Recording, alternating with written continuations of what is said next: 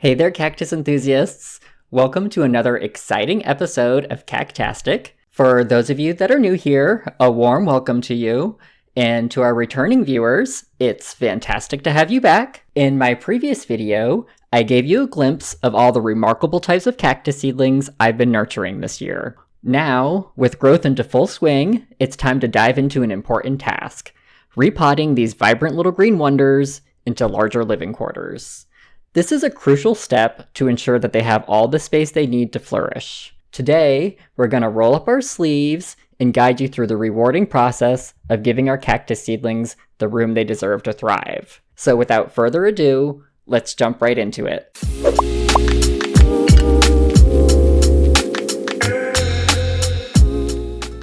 To start, I've set aside the cactus seedlings that are in the most need of repotting.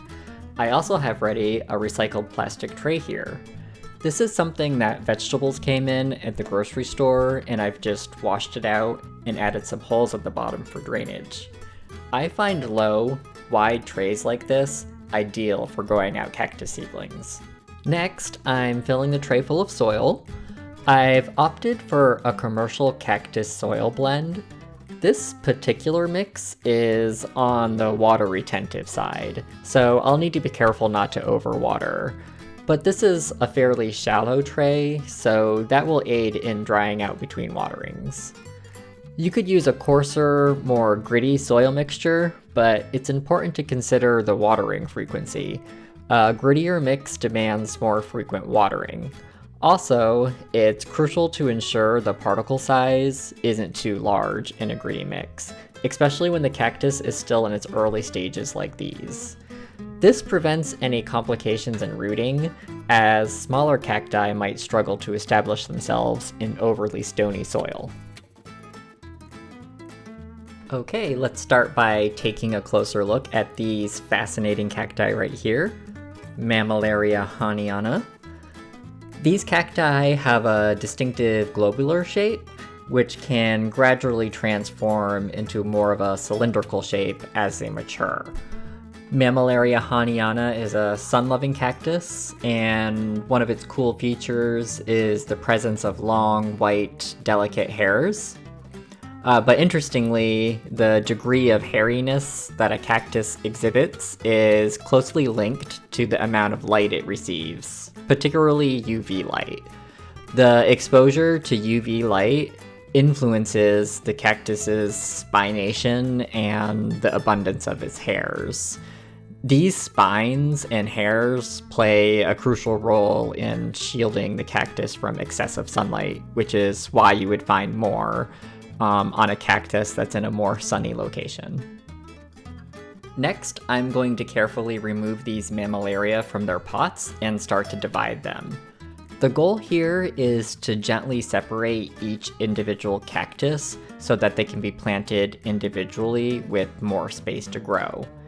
It might seem a bit like I'm breaking them apart, but it's all part of the process to ensure their successful growth as independent plants. Cactus are fairly hardy plants when it comes to transplanting, but I'll still try to be careful to minimize any damage. Once they're separated, I'll be able to plant each one individually, allowing them to establish themselves and flourish on their own. I'll speed this part up so that you can see the rest of the process, then we'll move on to the next group of cacti.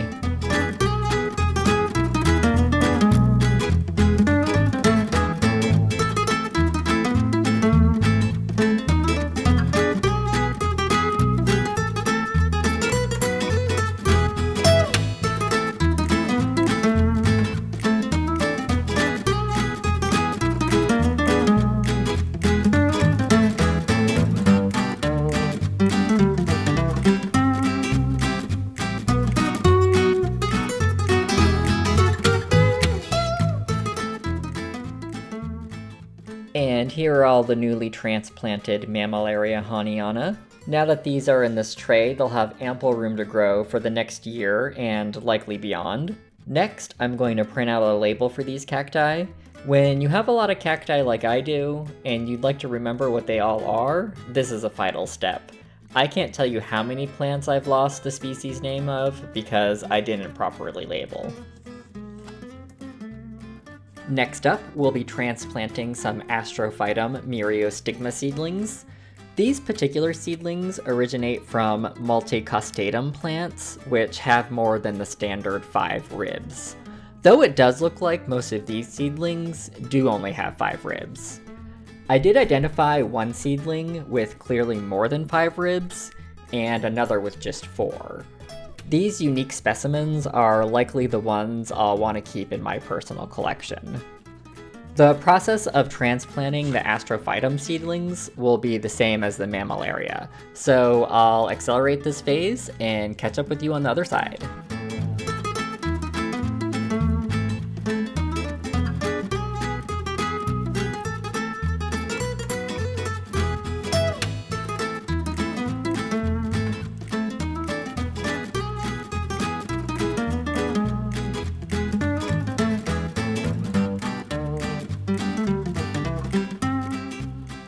Here are the Astrophytum miriostigma seedlings settling into their new home. The name miriostigma draws from mirios, meaning countless or innumerable, and stigma referring to marks or dots. Those dots, or stigmas, are a distinctive trait I really like in this cactus. It's commonly known as the bishop's cap cactus because of its resemblance to a bishop's mitre. Next, let's turn our attention to another mammallaria. I've labeled this one as Mammallaria apazoleensis var saltalensis. However, as I delved further into its taxonomy, I discovered that it's undergone a scientific reclassification and is now officially recognized as Mammallaria petersonii. So to stay current, I'll be updating the label accordingly. The transplantation process remains consistent with our previous cacti, so let's pick up the pace during this step and I'll catch you on the other side.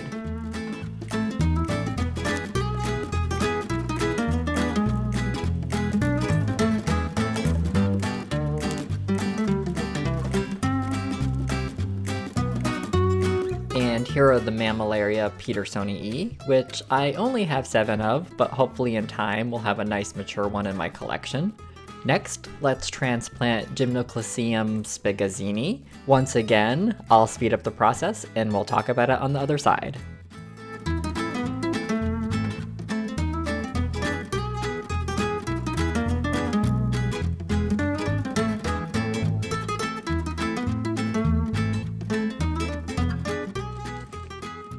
Gymnoclasium spigazzini is a type of flattened cactus with very characteristic spines pointing sideways or downward, which I'm particularly drawn to and thrilled to now have in my collection. Let's label these Gymnoclasiums so that I don't forget what they are in the future, and we'll proceed to the final batch of cactus seedlings awaiting repotting today. And last, but certainly not least, Lothophora willemsii, famously known as peyote cactus. As I've discussed in previous videos, the seeds of these cacti were harvested from my very own plants, which I initially cultivated from seed all the way back in 2011. So the parent plants I've had for a really long time, and they marked some of my earliest experiences with growing cacti from seed. It feels like I've been using LED grow lights for ages, but back 12 years ago, I had my cactus seedlings under fluorescent lights. Over the years, I've learned and grown so much. It's a joy for me to share these insights with you here on YouTube, and I hope that I can also learn from you. So don't hesitate to drop your thoughts in the comment section. I'd love to hear from you. And on that note, let's pick up the pace with the rest of the transplanting, and I'll rejoin you shortly to conclude.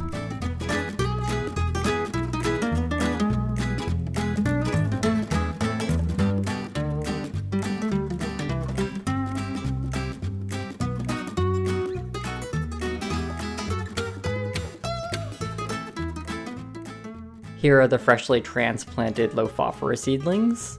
It's worth noting that after transplanting cactus seedlings, it's generally advisable to wait for about a week before watering them.